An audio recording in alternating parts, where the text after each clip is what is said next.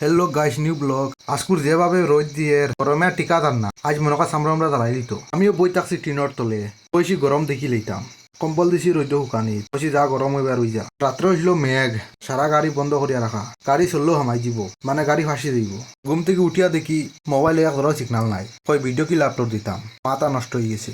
ফেকর মাঝে আটি আটি গেছি, না দিকে মাসলাম ফারা, মারিছিলাম ফেকর মাঝে ফারা, পুরা তন্তে হামাই আসলাম। কারণ বেদান কষ্ট করিয়া আছি আমরা ইনো, সিগনালর প্রবলেম। টান টান করিয়া কই না তোরা ঘুরা ফিরা করি, গরমে লাগাইছে খানা, তাত গেঞ্জিরে কে খালি ঘুরিয়া যেভাবে রোদ উঠাইছে দেখাই। তে কই না ছোট্ট একটা ব্লক বানাইলাই, উদ্দেশ্যও ঘুরিলাই।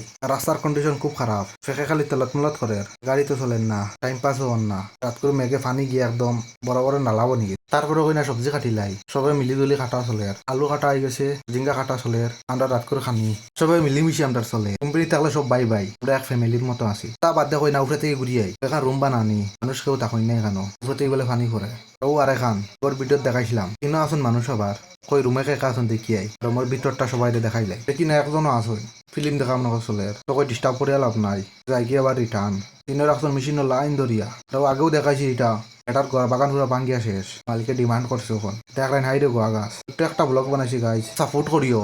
আগে থেকে তারা বালা ব্লগ বানাইতে পারি।